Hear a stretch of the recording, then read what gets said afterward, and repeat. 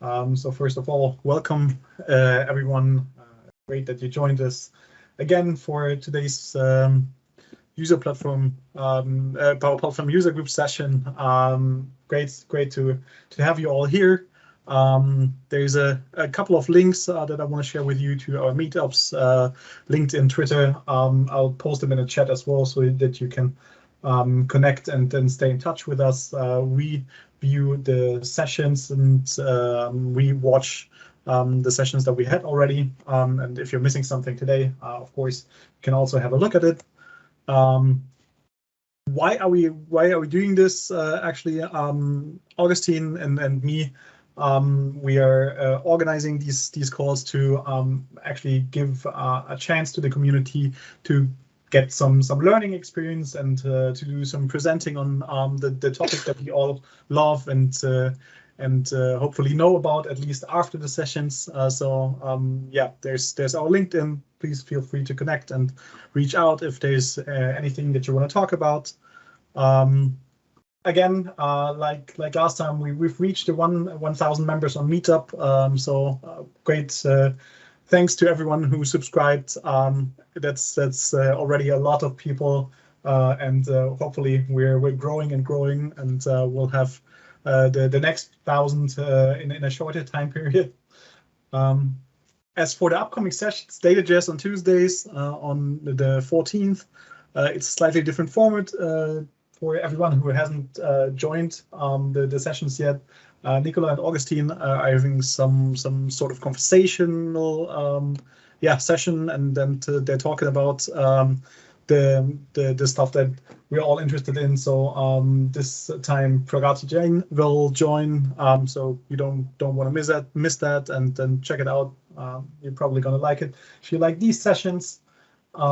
For upcoming sessions, again, we have Eric Svensson next week with a topic that we haven't yet has yet to be announced, and a week after, Alex with composite models, hybrid and advanced in Power BI. So have a look for that, and hopefully you'll join us for that one too. And that's where I hand over to Andy today.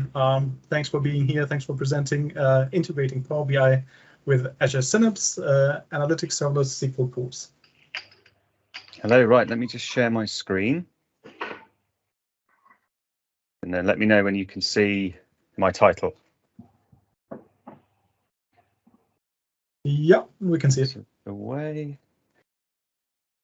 Fantastic. Well, thank you very much.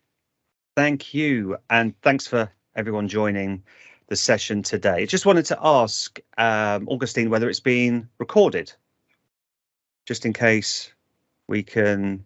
It is. Great. And it'll be available on YouTube at some stage.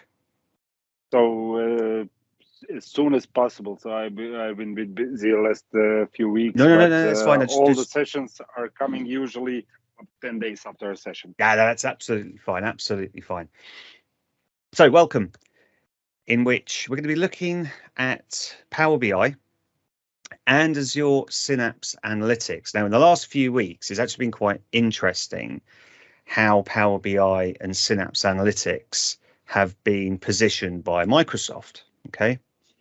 I do have a slide at the end which talks about a new certification, which is the DP500, which combines a little bit of Power BI, a little bit of Synapse Analytics as well, plus some other data governance software as well. So Microsoft are really kind of pushing that integration between Power BI and Synapse Analytics. Specifically in this session, we'll look at serverless SQL pools. Now, I am going to pull out some of the good stuff, but also highlight some of the bad stuff as well. Some of the things that you need to be aware of when using not just Power BI with serverless SQL pools, because you could be using any other kind of BI tool, but some things that we need to be aware of when we're using serverless SQL. So a little bit about myself. My name's Andy Cutler. If you scan the QR code, it'll take you to my Twitter. So I always like to have a conversation about data warehousing, data engineering, Synapse Analytics, especially, and serverless SQL pools. If you have any questions, honestly, just tweet out, include my handle, and I always usually pick up serverless questions because I like to kind of dive in and dive into some problems. And I mostly blog at serverlesssql.com, which is my Synapse Analytics specific blog. So what we'll cover is we'll first have a look at Synapse Analytics itself, look at Serverless SQL Pools. Then we're going to take a little look at this concept of the Lakehouse. Now, you may have heard about it. It's essentially a portmanteau, really, of data warehouse and data lake, trying to solve some of the challenges with data warehouses and some of the challenges with data lakes in a single technology, which at the moment really is manifesting itself as the Delta format. So we'll have a little look at that. Then we'll look at Power BI and this concept of the data lake partitioning. Now, this is going to be especially useful and vital, really, when you're using serverless SQL pools, because the way that you actually are charged is through the amount of data processed. So we need to be as efficient as possible when we're querying data in using serverless. So with Synapse Analytics, yes, the kind of marquee headline is that it's Microsoft's cloud data warehouse platform. It brings together big data analytics in terms of Spark and data integration with pipelines into a single platform. So we've got various pools available to us. In this session, we're dedicated, or sorry, that's the wrong word. We're concentrating on serverless SQL.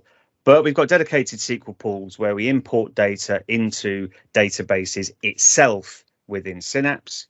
We've got Spark pools that we can create to run Scala, Python workloads, but also Data Explorer has been brought into the Synapse Analytics folds, which is we can analyze large amounts of real-time log and telemetry data with its own language, a custo query language. We've got pipelines.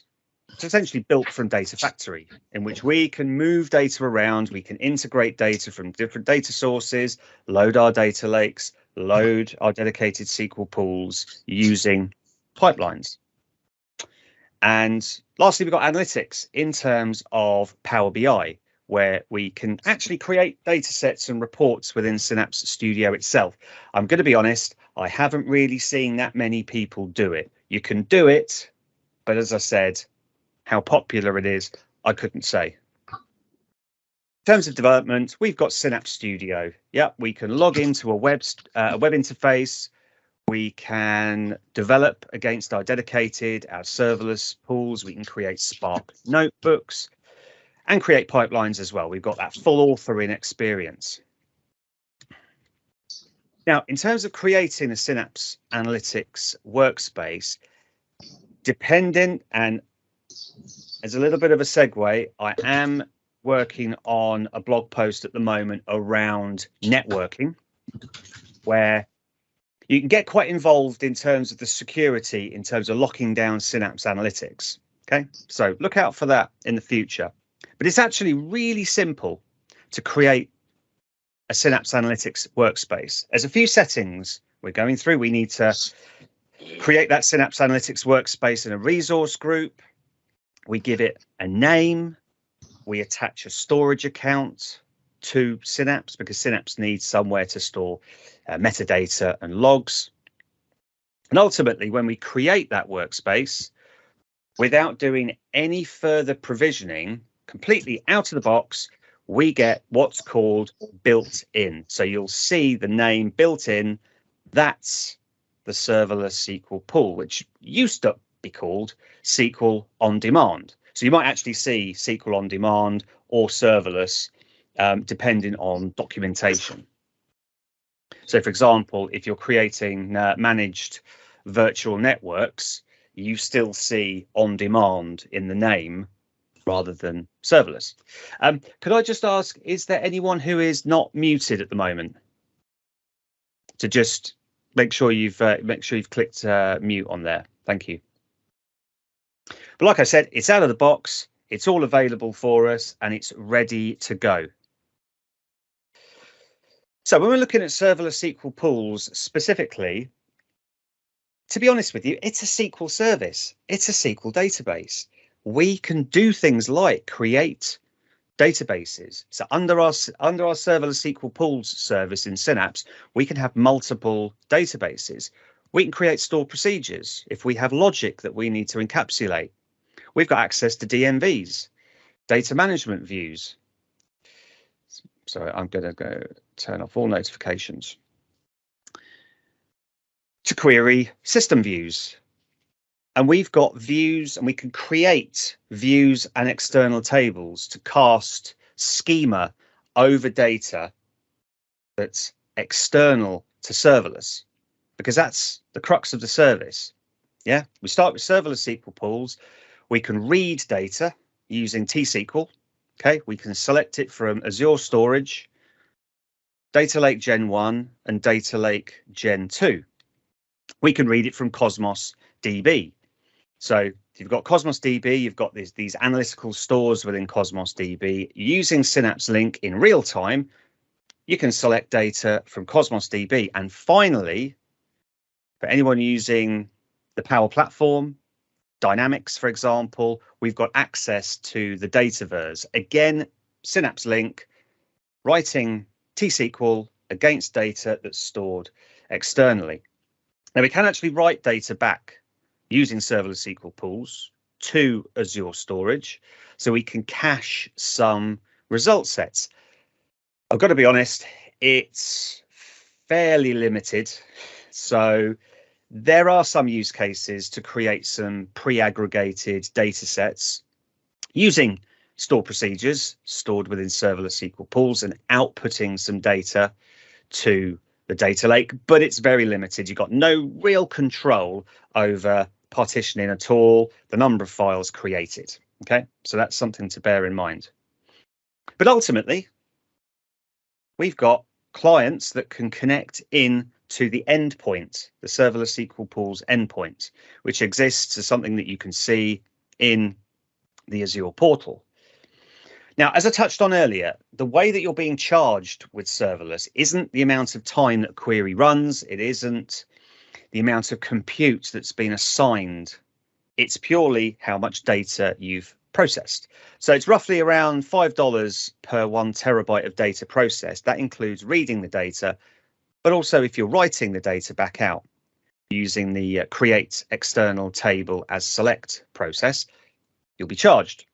Now, that actually means you can run one query, and if that query goes and aggregates and essentially processes 1 terabyte of data, that one query could cost you $5. Yeah. Or if it touches 1 gig and you run it 1,000 times, again, it will cost you $5. That's the most important metric to think about when dealing with serverless SQL pools. Okay, because also it kind of ties in with performance. Okay, if you can reduce the amount of data that you're processing, you're also increasing performance as well. And we'll look at some techniques in Power BI for that. And again, serverless SQL pools are always on, so there's no concept of resuming or pausing or stopping serverless. It's there for you. Now, you might encounter, a bit of a cold start if you haven't used a serverless SQL pool for a while. And there's no allocating any resources. It's all done automatically. And this last note at the bottom, look, it's not all good. It's not really, I should have put that in quotes, blazing fast, interactive database engine. When we look at direct query mode in Power BI, you're going to see that, right? So I probably should make that a little bit larger. So do not expect sub-second, let's say BI engine cache queries to be returned like that. It's not going to happen. It's going to be a few seconds. Now, with the Lakehouse, serverless can play a role in this new, or over the last, let's say, 3 or 4 years, this new way of constructing a data platform.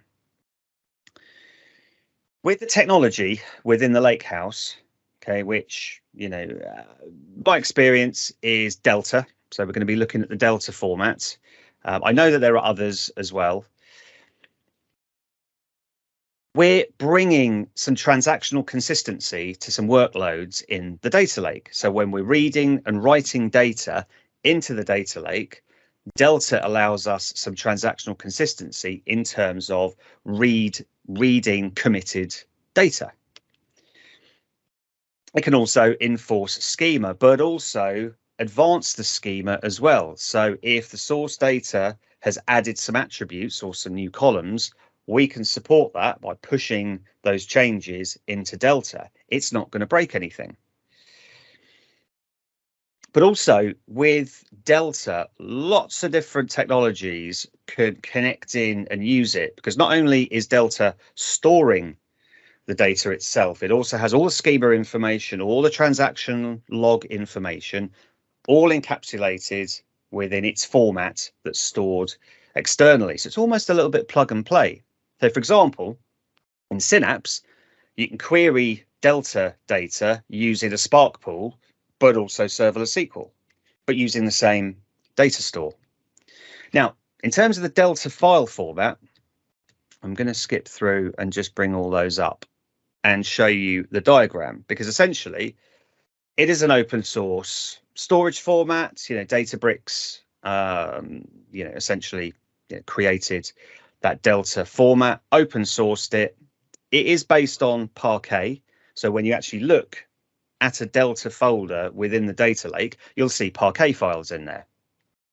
Okay, but we can insert, update and delete data using T-SQL, okay, and Spark, but we're not touching on Spark in this session. And you'll know whether it's a Delta folder in the data lake because you'll have this _Delta_log. That's the transaction log that tells the engine that's querying or processing Delta data what's the latest state of the data. Okay, and serverless supports this as well, which we'll see. Now, in terms of the lakehouse architecture, look, it's not deviating too much from data lake patterns over the years. It's just we've got this technology that sits in the data lake and brings some of that transactional consistency that we've enjoyed with relational data warehouses and databases for many years. On the left, we've got our source data that comes in all sorts of different formats into our raw zone. It'll go through some form of data transformation, Spark, pipelines, ultimately outputting into a cleansed area in Parquet or Delta format. More transformation is applied to that to curate data ready for delivery. Okay, now that curated data could be pre-aggregated data sets. It could be fact and dimension data. And in fact, I note with quite a lot of interest that Databricks have published a blog around optimizations for star schemas, still very relevant. And ultimately, Serverless SQL Pools can plug into that curated data. Now, Serverless can plug into the cleansed data, and it can also plug into that raw data as well. But most of the time, okay, we're seeing Serverless SQL Pools being used on that curated data because Serverless currently doesn't support all of the features that are available with Delta. So, for example, there's the concept of time travel. Okay, because data can be inserted, updated, and deleted within Delta, you can actually go back and query data at a specific point in time, up to a certain limit. Serverless SQL Pools doesn't do that. It just gives you the latest state of the data. So if that's good enough, brilliant. Serverless can just connect in and query it. And there's also another benefit when using Delta with Serverless and using Power BI, which I'll touch on later on in the demo. Now, when we're connecting to Synapse from Power BI desktop, you're going to see two connectors. Okay. We've got Azure Synapse Analytics SQL and we've got Azure Synapse Analytics Workspace. Okay, so which one to use? Now, the first one on the list, Azure SQL Analytics, Azure Synapse Analytics SQL, you can connect to dedicated and serverless with both of those connectors, by the way. But that first connector will allow us to connect in direct query, but also import. But you have to specify your endpoint. So you're going to have to go into the portal or be given your URL, such and such web.synapse.net, to be able to connect. Whereas the Workspace connector is a really clever connector. Okay, it will give you the list of Synapse Analytics workspaces that are available in your tenants that you've got access to. Okay, so as you can see there, I've got DH Synapse UK and the various databases that I have under there as well. But that connector is import only, which could be a good thing, really. Now, general tips when working with Power BI and serverless SQL pools is most of the time you're going to be using serverless SQL pools because there's a large amount of data in that data lake that you would like to query. Otherwise, you could just skip serverless SQL pools and just import it into Power BI, right? Yeah, we've got a large amount of data that we want to pre-aggregate, that we want to use the power of serverless to bring into Power BI. However, start with a folder with a small amount of that data before you swap out and connect to a large amount of data. Okay, so this is really just a standard practice that you probably used with Power BI for several years, but very important with serverless because you're going to get charged for the amount of data that you're processing. Second is really to take advantage of the partitioning functions that are available within serverless SQL. We'll see that in the demo because we can actually hook in Power BI and use filtering, use incremental refresh on some specific metadata in a serverless SQL function.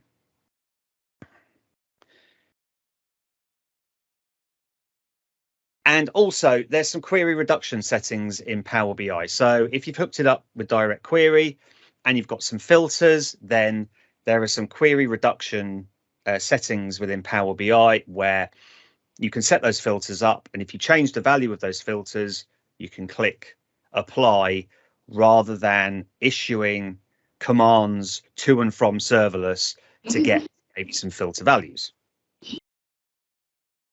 And some general tips when working with serverless SQL. And you'll see these tips in any sort of session that you see with serverless.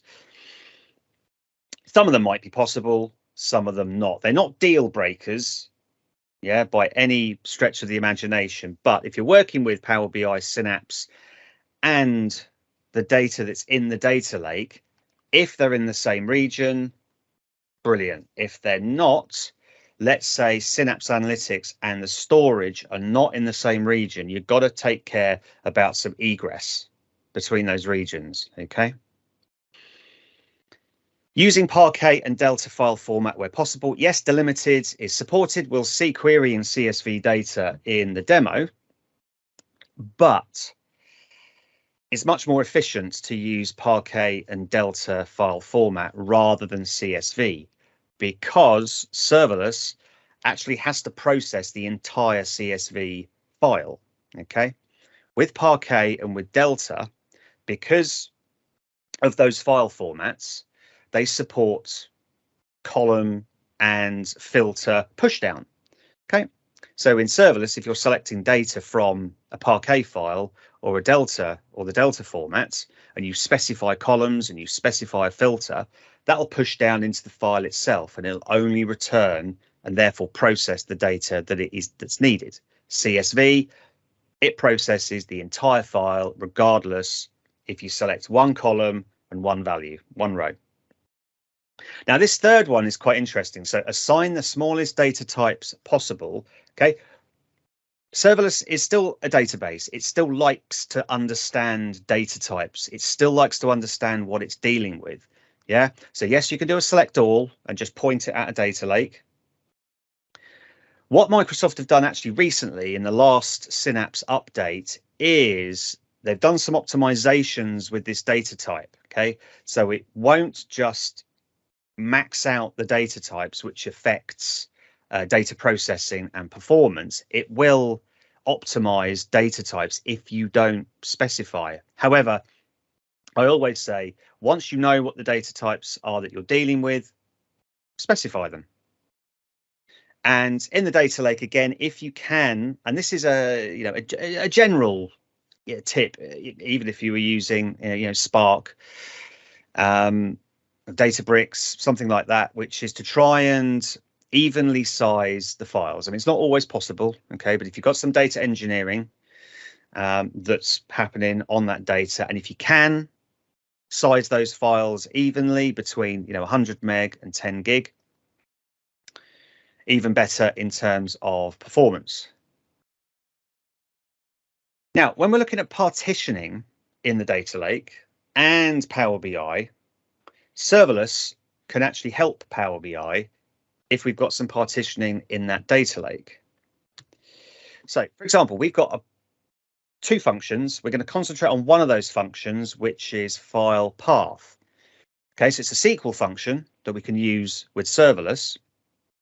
And what it does is it will return the value of the folder that the data is that you're querying. You can then use that as a filter itself. So, simplest example is date partitioning in our data lake. Okay, so let's say we've got a standard partitioning scheme where we've got event year, event month, and event date or day. We've got 3 levels in that folder hierarchy. We can expose the values of the year, the month, and the date using this file path function. Okay, so you can see here I've got create view as select file path 1, 2, and 3. And really, the numbers just relate to the positioning of the source folder. So file path 1 is the year, 2 is the month, and 3 is the date. Ultimately, as you probably already guessed by now, Power BI can then hook in and use those columns, even though they don't actually exist in the source data. Power BI doesn't know that. It just sees 3 columns that it can use as filtering. Okay, and if we do set up our filters in Power BI to query and filter using those file path functions, it will query and it'll filter just processing the data in those specific folders. Now, we'll jump into a demo. I'm going to jump into direct query first. Okay. So I'm just going to open desktop. Okay. And in fact, the first thing we need to do is create our objects in Serverless SQL Pools. Okay. So we're going to do this on the fly. Okay, I've already created a database, which, to be honest with you, was as simple as issuing a create database SQL Stuttgart statement and then using that database. But if I go into data, you can see on my SQL databases, I have, if I refresh, okay, we'll see SQL Stuttgart as well. So you can see I've got some serverless databases here, but also I have a dedicated SQL pool database. So you can see it all in the SQL databases view. So if we jump to develop, okay, so we can do some standard object creation within serverless. We create a schema. So I'll run that. We need some encryption on the database if we're communicating with a data lake using something like managed identity, which I always use managed identity, or if it was an Active Directory pass-through authentication. Okay, so we'll run that master key encryption, and we can create a database scoped credential, okay, with identity, managed identity. Now, what that means is I have already given the data lake, that Azure Storage account, I've already added the Synapse Analytics workspace, DH Synapse UK, the managed identity, which is called DH Synapse UK, to that data lake and given it storage blob data contributor, for example. So I've already done that. So I create that credential. Okay. Next thing, I create an external data source. Okay. This is purely so I can just use that data source in queries and not have to type out or copy in a full location every time that I want to query some data in the data lake. And I'll alter the database and I'll add in support for UTF-8. And the last thing that I want to do is, and this is available on my GitHub, so I'll tweet out a link where you can download the slides. But I've got a repository or repo called SQL Pools Tools or SQL Server Pools Tools, where it's got some scripts in there that you can use, which will help you, administrate and look at some of those system views within serverless. One of the ones that I use often is being able to see how much data that I've processed and also the limit that I've got. I'll show you that in a minute when we start querying. So now that we've created the database, we've created our connections and our managed identity. If I flick to serverless querying CSV files using serverless, okay, got SQL Stuttgart selected. I've got a very simple select where you can see I've actually got the full URL. I'm not using my objects that I've created, but I'm going to run that. And with CSV, there's more overhead in processing CSV because it's got to read all of the files, but we've got some data back in CSV. Okay. We can give the CSV data structure. We can give it data types, okay, using the with command. Okay, so I can now select top 10, and now I'm using my data source that I created. So all I need to do is I just need to tell it where the folder in the container is, where my data, plus all the other CSV or delimited attributes that source file has. There we go. We've got some results. Okay, and ultimately, if I would like to obfuscate all of this open row set logic, which you don't want to be typing out open row set logic every time you want to select from the data lake, we'll create a view. Okay. Now, there are also some good resources out there around the automation of creating views as well. So it's definitely worth looking at how to automate some of that creation of views. But we can create a view and we can essentially hide that open row set logic and give the data some structure. So last thing, I'll just do a select top 10 all from that view. Okay, now we could stop here and we could open Power BI. We could connect to the serverless SQL pool endpoint, specify the database, and we could see that view if we had permissions to see that view and bring that view in. Power BI wouldn't know that it's data sat in a data lake. It just sees a view. It has some data. Fantastic. Brilliant. But we'll flick into Parquet. Okay, because, excuse me, we've got some data that's sat in our data lake and there's quite a lot of it. Okay, so I'm going to run this query. Okay, as you can see, I've got I'll zoom it up. Run that again. Is that we've got event year, event month, and event date. We've got those partition folders in our data lake. Okay, the asterisk I will explain when we move on to the next section. So as you can see, we've got 2.4 billion rows of data. So it's individual rows of data across, I know it's 3 months worth of data. Okay. But if I do a bit of a select where there is a column within the Parquet itself, which is called file path date. Apologies for the confusion, but that is a date time column that exists in the Parquet file itself. So I'm going to do a group by, because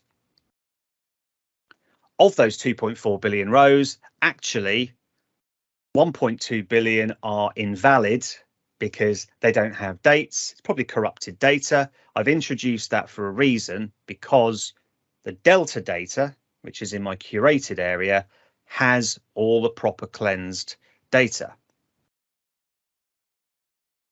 Okay, and again, I won't do it, but we can create a view.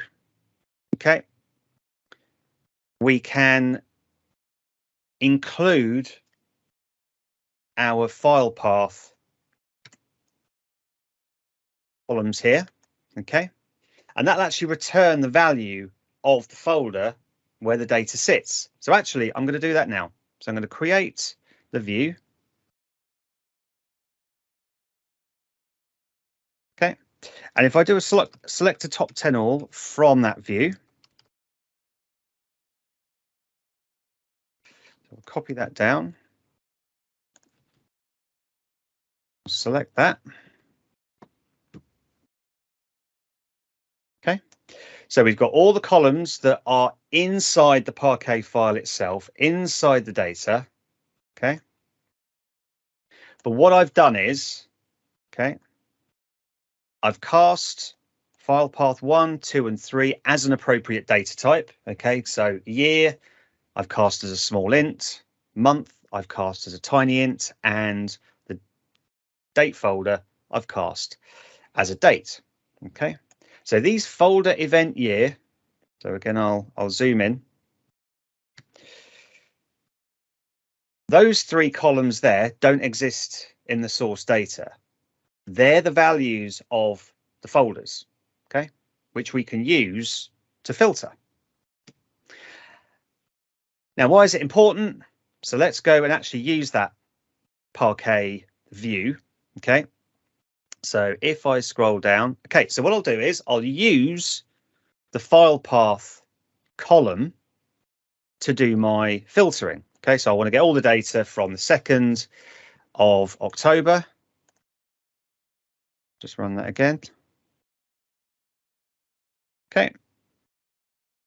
And we get query back in about 3 seconds. And if I have a look at messages, and again, I'll scroll in.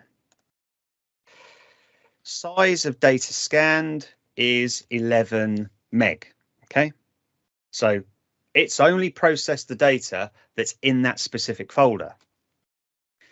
The reason I also have the event date, year, and month embedded within the data itself to actually show you the contrast. Okay, so if we used actually used the event date column that's actually embedded in the Parquet file itself, okay, we're going to run that, and we'll probably sit here for longer than 3 seconds. Not too long, I hope. But what this is doing is, yes, it's going to give us the same result. It's going to give us the same row, the same event counts, but it's having to process every single file in 3 months worth of data. Yeah, it's not skipping any folders because it doesn't understand it has to. 25 seconds. Yeah, so what, 7-8 times longer than partition pruning. But more importantly, we have a look at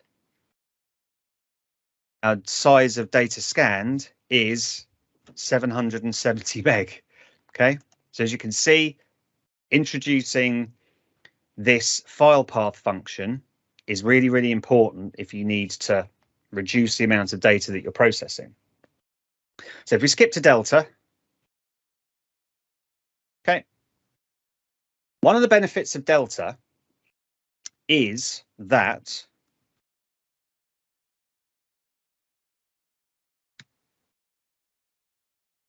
I'm specifying the format Delta. Okay, I did that with Parquet and I did that with CSV. Okay, this time I don't actually have to use the file path function. I don't actually have to tell Serverless, hey, this folder is at position 1 and it's the year. This folder is at position 2, it's the month, and folder position 3 is the date. Delta format understands the partitioning. Okay, so I can actually select and just use the data that's stored. Excuse me, I'm just going to do one thing, which is create that external data source. Okay. So out of the box, it will understand that partition scheme, the 3 folders that make up the partition scheme in the data lake. Thing is, I will skip to creating the view, and then we'll skip into Power BI. Okay, so I'm going to create a view.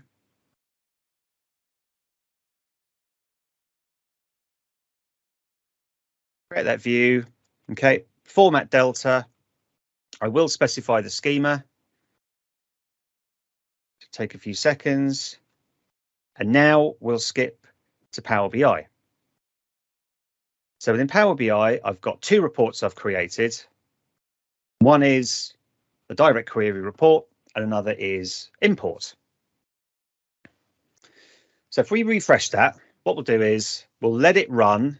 Okay. Now, remember I had that point around this is not a sub-second business intelligence cache engine, right? It's going to take a few seconds to return results if you're querying a lot of data. So some alarm bells naturally will be ringing in your head around, okay, so that's going to be a little slow. And what if end users start hitting filters? That's going to start racking up some of that data processed. It's right. What I'll do is I'm going to flick to Synapse Studio,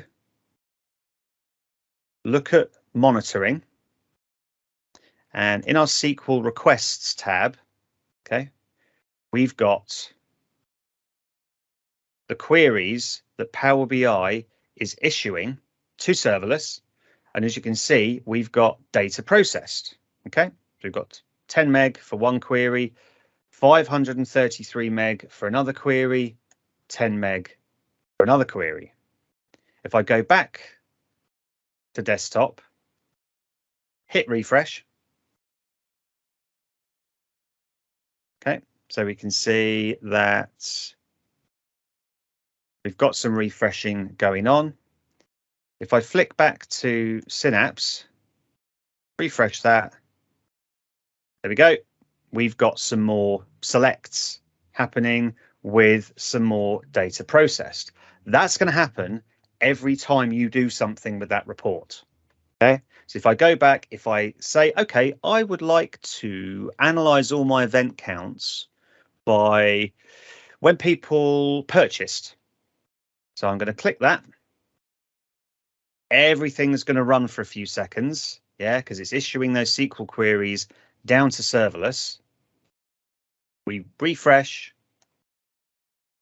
Yeah, we're going to see some queries and we're going to see some data processed. Okay. Now we can hook in to the event date column. Okay.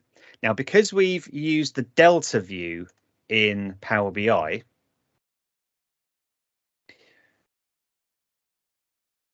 in my Power BI report, I have those columns available. I've got event date, event month, and event year, event types snuck in there. Yeah, and I can use those to filter. They don't actually exist in the Parquet data itself, but the Delta format understands and will help serverless to determine which folder to process. So if I expand filters, okay, I've already added filters on this page, event date. But what I've done is I've added it as an advanced filter. If I selected basic filter, okay, it will issue a query to serverless to give me all the distinct values so it can populate that filter. Okay. So every time you open the report, it's going to refresh that filter and run a query on serverless. Whereas if I use advanced filtering, I don't have to do that. I can just enter in my filters. So I can say, okay, I want everything from the 10th of March and is on, let's say, and it's before the 17th of March. Okay. Apply that filter. And it's going to run my query. So what have I got? I've got data for the 10th of March. If I refresh, okay, you can see I've got 10 meg. 10 meg, by the way, is the minimum data processed that you'll be charged in serverless. It doesn't go under that, even if the query hasn't actually taken 10 meg. So that's important to note. Okay, but there's our 3 queries. Okay, to return back to Power BI for those visuals. Okay, and we've got that event date column that's being used in the filtering. Okay, so we can use that. We can use that those metadata columns to help Power BI. But as you can see, with direct query, look, we got some caveats with this. Okay, you can do it technically. Do you want to do it? It's going to depend on, well, how much money do you want to spend and how fast do you need it to be? Okay. If we flick to import, okay, well, what benefit can serverless be if we're just importing the data? Because we know if we import the data into Power BI, that it's going to be in Power BI's engine and it's going to be fast. But we can use some of Power BI's abilities like incremental refresh. Okay, so I've set up incremental refresh in this report, in this data set. Okay, now I'm connecting to my endpoint, I'm connecting to my view, pulling the data in, but I've created, let me just zoom in. Okay, but I've got parameters. Okay, so I've got my range start and range end parameters that I'm feeding in to serverless when it generates that SQL query. So ultimately, I can set up my incremental refresh policy, publish that to the Power BI service. Yes, the first time it's going to run and refresh the report, it's going to do all of the data. But after that, every time the report refreshes, yes, it's going to issue a SQL query down to serverless to go and get maybe the last day's worth of data. Maybe if you're using hybrid tables, it's, you know, you've got a folder for your current data, and maybe you're going 2 or 3 days back. But we can use the partition column from serverless as our incremental refresh column. That column doesn't actually exist in the Parquet data or the Delta data, as I've previously said, but we can actually surface it and use it within Power BI to do our incremental refresh. So I'll cancel that.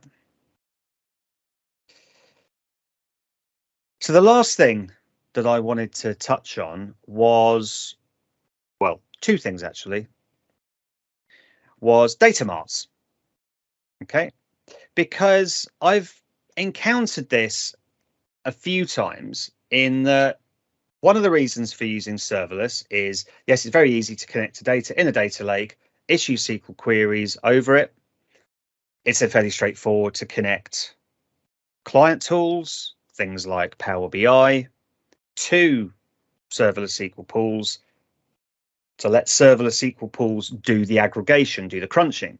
You know, I myself have done some performance testing over connecting Power BI directly to the data lake and doing processing, or connecting data flows to a source data lake and doing some processing, versus serverless doing the processing itself.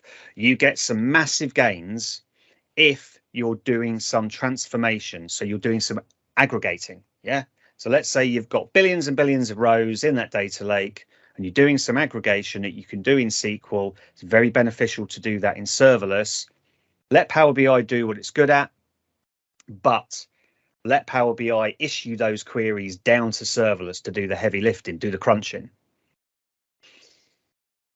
But you've got a lot of data in that data lake. Yes, serverless can crunch it. Power BI data sets. Yeah, you've got the large data set format, but that in itself could be quite limiting.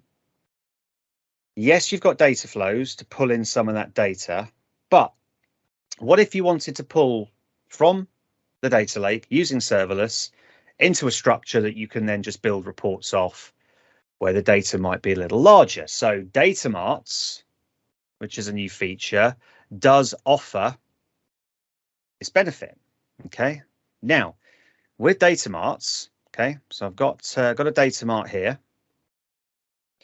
So if I open up that data mart, okay, I've just got my web telemetry. Okay, so if I transform that data and open up Power Query, okay, we can see that in my advanced editor, hey, look, it's the same thing. Yeah, I'm connecting to my serverless SQL endpoint. I'm connecting to my Delta view that I created. Okay, but I've grouped some rows. I don't want to bring in the 1.2 billion rows from the data lake. I'm going to do some aggregation to reduce the amount of data that's being pulled in. Okay, well, that data might actually not sit quite comfortably in a data set, for example. But as you can see, it's the same process. Okay, we can pull in that data into a data mart. Okay, now you can see that I've got these range start and range end in terms of incremental, because yeah, I do not want to be processing all of the data lake delta every single time that I run a refresh. But within data marts, just like we can with desktop, we can configure incremental refresh on the table. So we've got that right there. Benefit of this is that I don't have to worry about creating parameters and adding those parameters as filters in desktop beforehand. This does it all for me.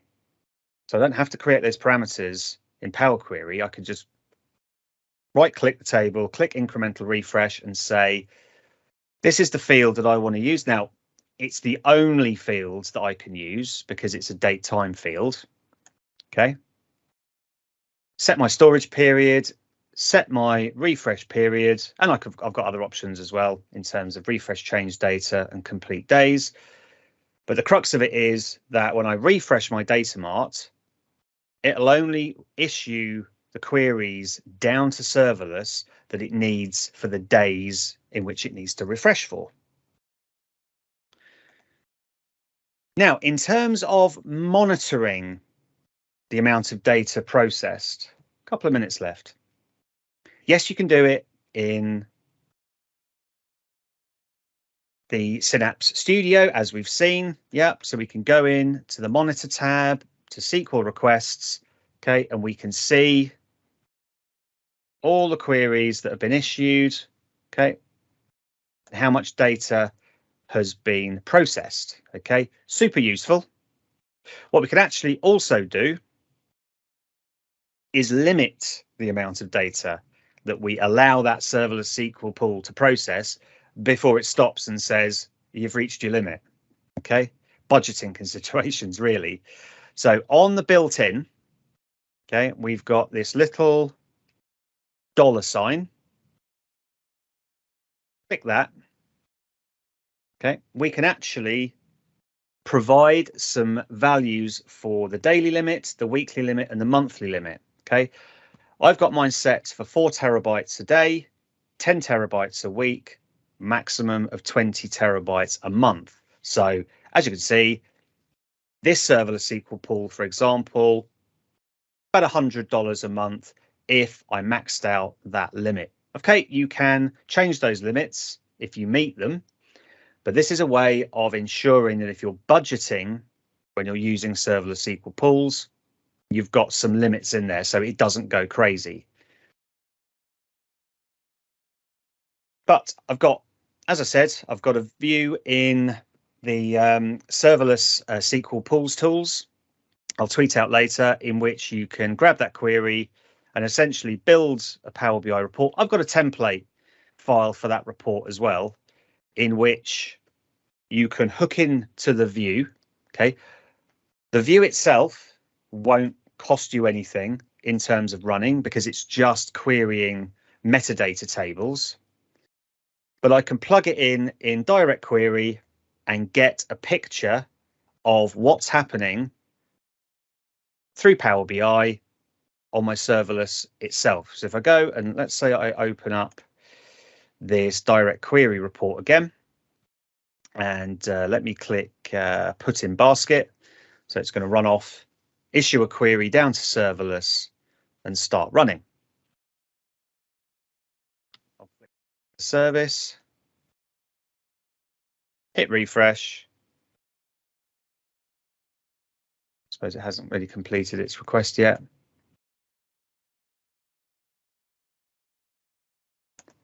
Let's flick back. Okay.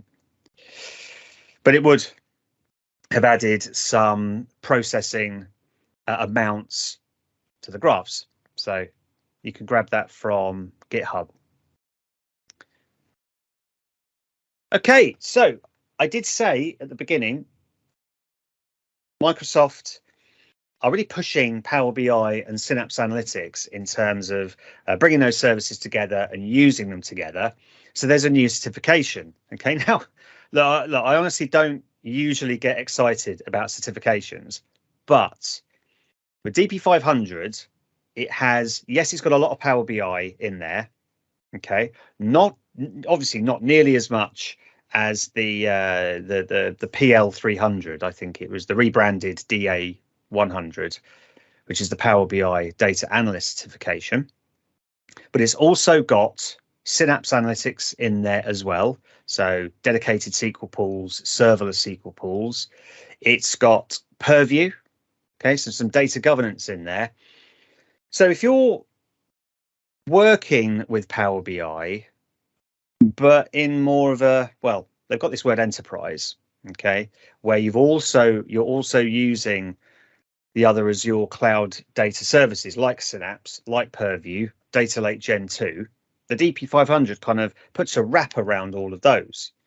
So that's super useful. And I've got a video and blogs on that DP500 as well. And also a call out to Nikola Illich, who is producing quite a lot of content, blogs and videos around the DP500. So I fully recommend, if you're not following Nikola, Data Mozart, please do so, because you've got a lot of great content around the DP500. And one last shout out. So, you know, I'm involved in a conference called Data Toboggan. It's specifically a Synapse Analytics conference. You know, there's Power BI in there, pipelines, Spark, machine learning, all under the umbrella of Synapse. So that's happening Saturday, July the 9th. We've got 2 tracks. datatoboggan.co.uk is the website. Just finishing some work on that website in the next couple of days. and we'll be tweeting out the agenda. Going to be confirmed over the next couple of days, so please check that out.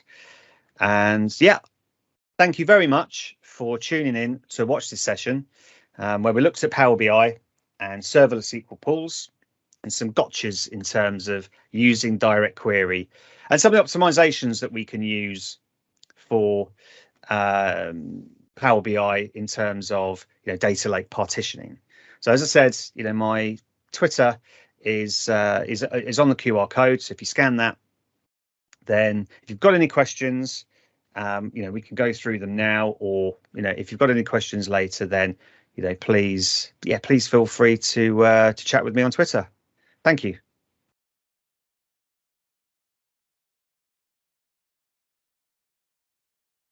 Thanks a lot for this interesting session, Andy. Like you said, if there's any questions, feel free to unmute yourselves or put it in the chat.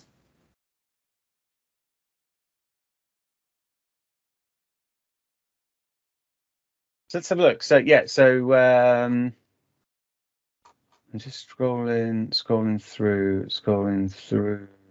Good afternoon from Western Maine. Hello, Jessica. KQL is called Custo QL, honouring Jacques. Oh yes, I saw that again. Jacques Cousteau, exploring the ocean. I'd like to think so. I would like to think so. Does each Power BI data refresh will run a Synapse Serverless SQL Pool refresh request? Yes. Yeah. Well, each of the data refreshes, yes. I mean, I know that Power BI, it's doing some caching, behind the scenes. So sometimes, if it's cached some data when you're in direct query and you click some filters, it won't issue a query down to serverless. But never assume that. Okay, so every time you're using, you're refreshing the data in direct query, you're using filters, you're refreshing using incremental refresh. Yep, it'll send those requests down to serverless, and it'll run those requests on Synapse itself. So yeah, the problem with direct query is that, as we know, each of the SQL queries will be generating, each of the visuals will be generating its own SQL query. If you make a report that's quite busy in terms of visuals, it's going to send all those SQL requests down to serverless and process them. Now, in the world of attaching it into SQL database or Synapse Analytics dedicated SQL pool, really you're worried about contention in terms of those SQL queries in direct query. With serverless, you're not really worried too much about contention. You're worried about the fact that each of those SQL queries is going to be running and is going to be racking up data processing charges. So yeah, it's a consideration every time that you're refreshing data from serverless.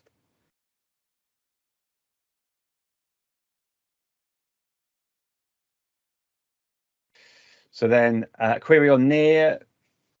Okay, I have a query on near real-time dashboards using Synapse Serverless. Yeah, fire away. I mean, if you want to either unmute or pop it in the chat. But yeah, essentially near real-time dashboarding using Synapse Serverless. Yes. Yeah, you're looking at direct query or with hybrid tables. Okay, so a pattern with hybrid tables in Power BI is the fact that you've got those three distinct chunks of data. The first chunk being the archive data, where you import it once and then it's not imported again. Then you've got your refresh periods, so it could be the last 2 days or 3 days. If you're still doing some data engineering over the data, the last 2 or 3 days, you set your policy there, and then your current day can be set as the hot folder, essentially the direct query. So if you've got data that's either streaming in to a folder in the data lake, where you can then use the direct query partition in hybrid tables, then you got the benefits of having your incremental refresh, your archive, all your archive data, plus the current day's worth of data available immediately within Power BI. But again, it's all around that data processed and trying to be as smart as possible using partitioning in the folder. So yeah, I mean, real-time dashboarding is possible, as that data is coming in. The important thing to note is when data, let's say you've got data that's streaming into a location in the data lake, serverless SQL pools, it does have some transactional consistency. It won't like it if it tries to read a file that has been locked for writing, for example. So, for example, streaming analytics or event hubs within Azure, can stream out data to, a folder. I've got a video on my Data High YouTube channel where I actually go through, building that solution. And you have to actually add a read uncommitted option to the open row set command to tell serverless, look, if you encounter a file that's locked for writing, don't return an error, just return any data that you can. Okay, so you've got to be careful. You've got to be careful with that, but you can use, you can query files that are actually being written to at the same time.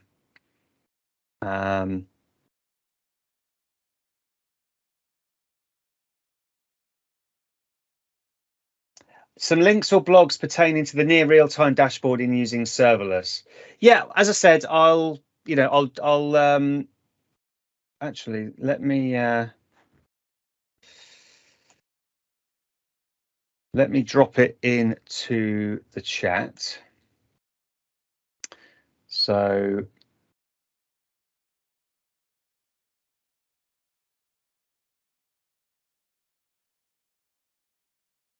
I will drop in the, yeah.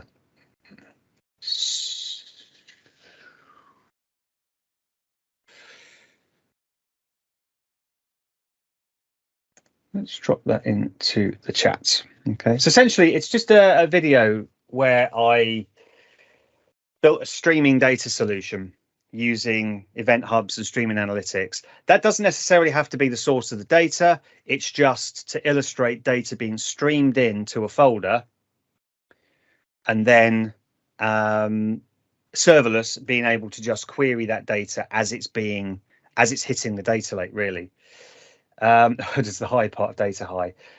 You know what? It's when you're trying to think of a word for your company, you spend hours saying things like data thing, data this, data that, and Data High, it just popped out of the blue. So it doesn't have a specific meaning, really. So actually, sorry, I missed one around, real world design patterns for incrementally loading data lake staging area and then upserts to curated. Right, I tell you what, and I'm going to drop another one. There's someone called Mike Dobbing. He works for Microsoft. He does some fantastic blogs around the lakehouse pattern, around the around the data curation in the different data layers. Let me data lake layers, SQL of the North. Okay.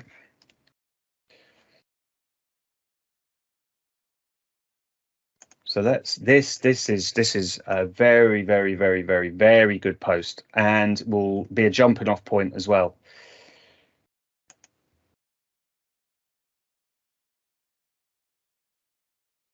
Oh, did I miss a question?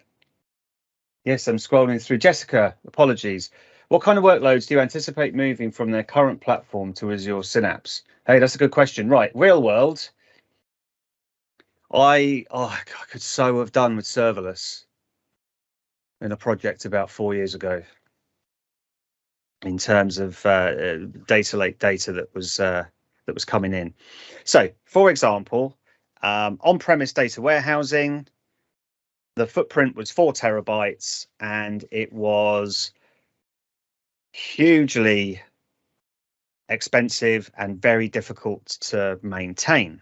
Okay, moved that to Synapse Analytics dedicated SQL pools. Okay, so with column store indexing, also expanded the solution. So the data footprint was roughly 3 terabytes at rest. Okay, but this was fact and dimension style data. There was aggregate tables in there as well, bit of raw data as well, but that was usually stored in the data lake. Okay, so any sort of large data warehousing or large on-premises data warehousing infrastructures, you know, using SQL Server, where really you're going to get where really you're not utilizing SQL Server to its fullest and all of the features that you get, because you know on-premises, you know, I keep saying on-premises SQL Server, but you know, SQL Server that you can create on VM or managed instance is, I mean, it's so feature rich. There's so much in, you know, SQL Server. We've got SQL Server 2022 coming out, but in a lot of data warehousing scenarios, you're not using a lot of that SQL Server functionality. So with Synapse Analytics, you know, dedicated SQL pools, it doesn't have all of the features that, you know, SQL Server has. But if you're not using those features anyway, then, you know, a good candidate for moving.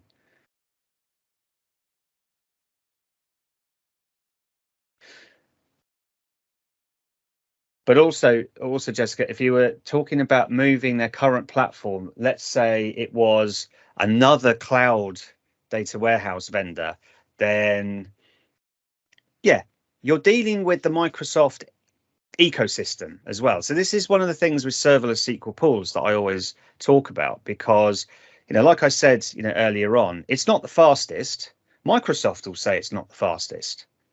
Okay, so I'm not, you know, I'm not saying, you know, even as an MVP, I'm not saying anything, you know, I'm not, you know, dissing serverless in terms of, you know, in terms of speed, but it's true. Yeah.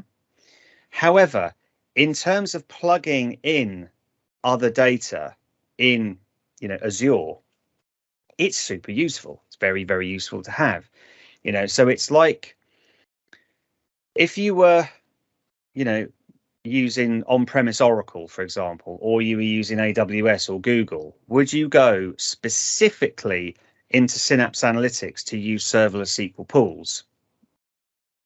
You know, probably not. But out of the box, having that service there is incredibly useful, especially now when it's hooking into all these other services like Dataverse. So Dynamics is extremely useful. This is, you know, fairly simple to configure Dynamics exporting into the Dataverse, which then serverless SQL pools just links in and queries. You know, often getting data from Dynamics is quite a, how shall I put it, involved process.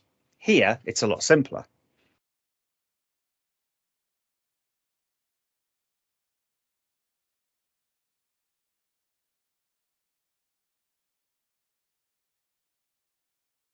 There we go. I think I've got. Oh, thank you, Fernando, for dropping in the Data Mozart blog series. I mean, honestly, you know, Nicola is, you know, is providing some fantastic material for that certification. Is there anyone who's looking at DP500, thinks it might be in their kind of remit, in their zone?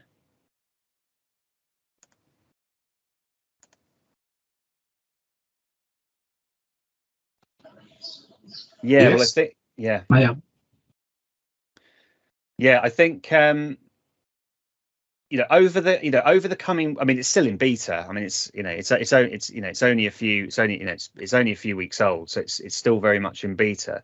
So by the time it comes out of beta, you just, you know that there's going to be plenty of resources out there, plenty of, you know, blogs and courses to cover what you'll need for DP500. Because yeah, when you know, I mean, you know, Jessica, when you say, you know, you've got a ways to go before you get there.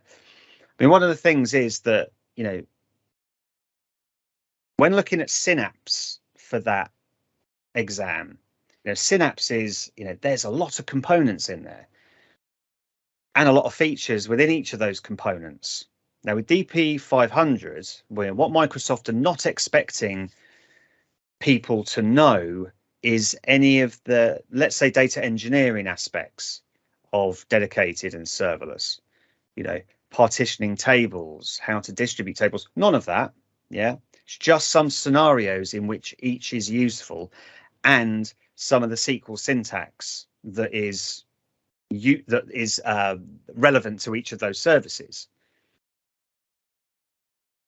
But, you know, it's still a reasonable light touch. You know, there's plenty of kind of introduction to, you know, Synapse courses that will cover, you know, essentially what you'll need for the DP500.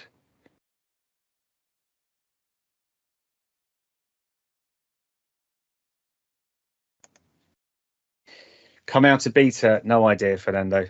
Absolutely no idea. When did it come into beta? It was the middle of April. So middle of May, we're getting towards the middle of June. So it's already nearly 2 months. 3 months? I mean, that's really a sort of finger in the air in terms of guessing when it comes out of beta. But you know, enough people should have taken that beta exam by now and provided feedback for them to have crafted it to its sort of finished version.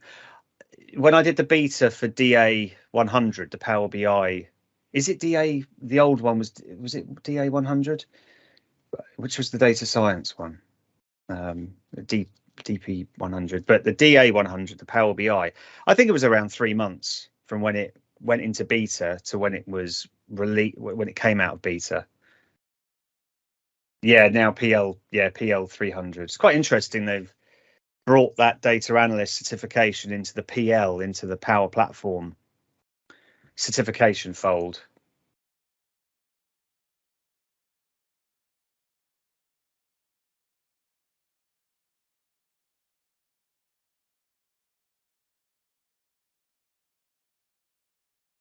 Oh, that's a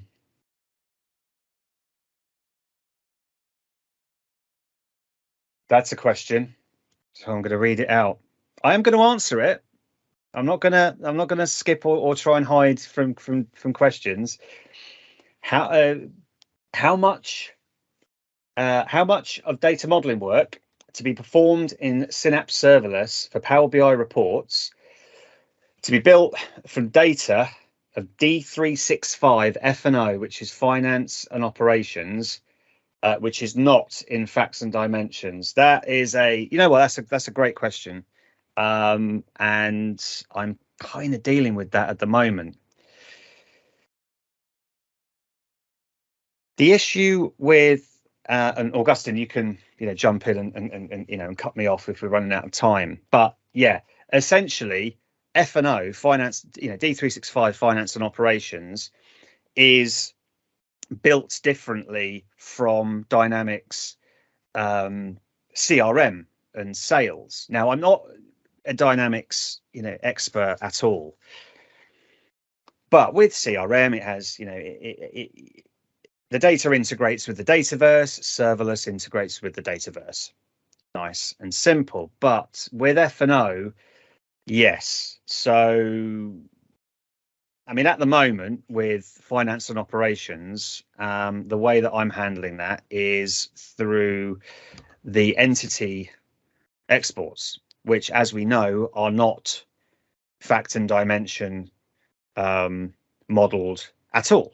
Okay, they are denormalized entities that are comprised of several pieces of information that make up one of the functional areas of Dynamics, like sales orders or invoicing or something like that. So yeah, you have to do some modeling with the data that you're getting out of F&O So whether you're using the BYOD, the bring your own database, which synchronizes Dynamics entities, F&O entities with an Azure SQL database, pull that data out, model that data, or you use the Data Lake export feature for F&O. So essentially, instead of using, an Azure SQL database, you can export the data to a data lake. Same problem, you're still going to have to model the data. So, yeah, so F&O, no, you are right, Bibis. It does not use the Dataverse. Yeah, it's just an export and synchronization of the entities to either an Azure SQL database or to a data lake, and then it's up to you what you do with it from there. Usually Dynamics consultancies have, templated or pre-built, some form of dimensional model for F&O. But I tell you what, I did this searching quite a while ago for sort of standard patterns, but there's not an awful lot out there. Fernando, will we be able to find Power Query in Synapse? That's a good question. In pipelines, there is the Power Query data flow. It's not mapping data. It's not mapping data flows. It's the other.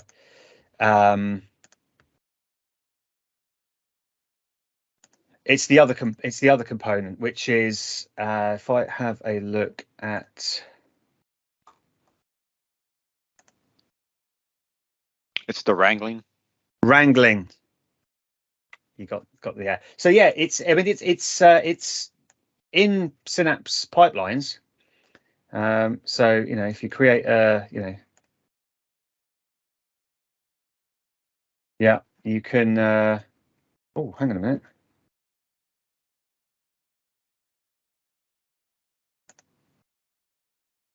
I was sure that wrangling data flows were there.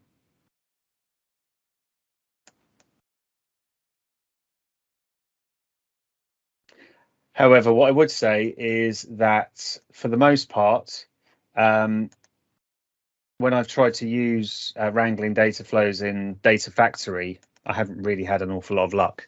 There's a lot of Power Query functions that are not supported in wrangling data flows, which is disappointing. But it's interesting with Power BI data marts, to see that, essentially Power Query is being used to do the ETLing into the data marts. What they advance with wrangling data flows in Synapse at some point.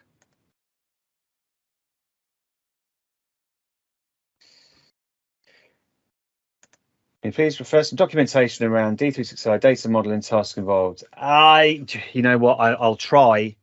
I won't. I'll try and tweet out some things later, but yeah, I don't have an awful lot, to be honest with you. It's very the problem is it's also very bespoke. So with Dynamics, a lot of the time I find I'm working with custom created entities, and of course, as soon as you start customizing Dynamics 365 entities, you're not going to find anything generic, where people have blogged about it.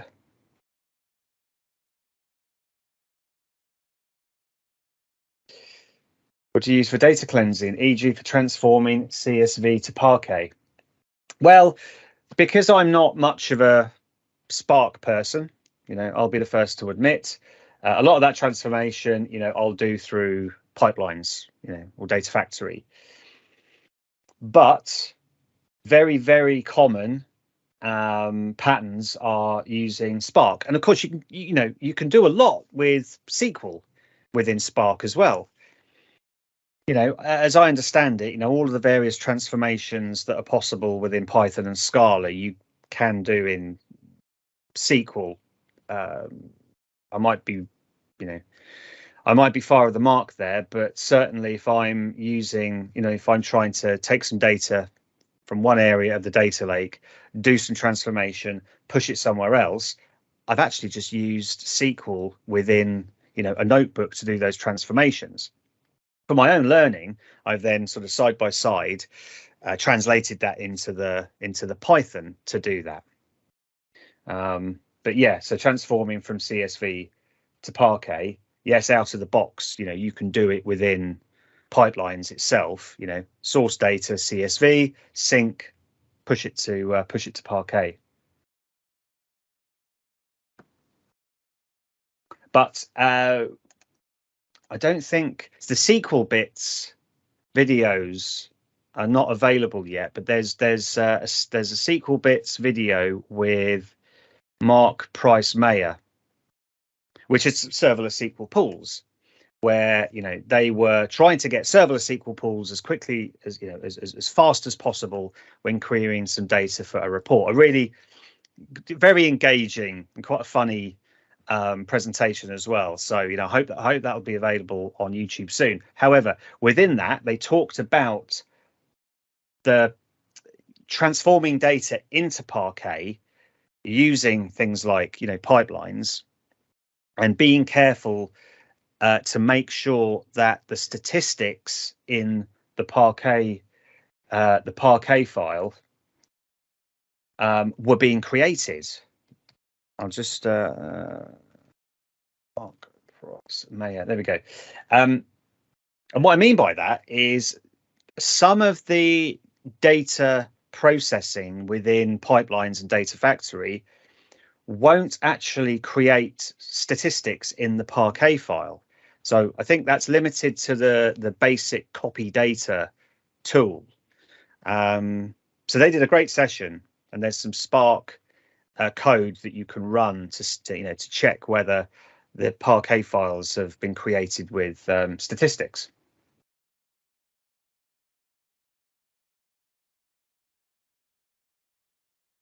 But yeah, so that's SQL bits videos. I think they should be available quite soon.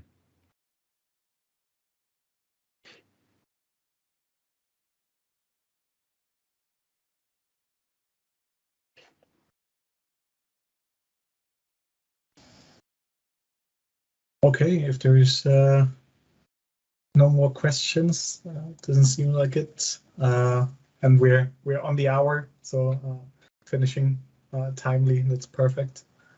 Again, thanks a lot, Andy, for the presentation.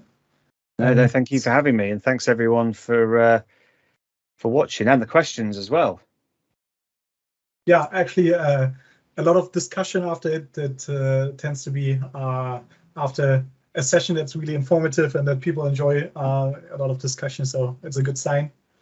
Let me just quickly take over the screen for a second, just for the outro slide, so that everybody, if they didn't see it in the beginning, can check out the Meetup channel and the YouTube channel where this video will be available.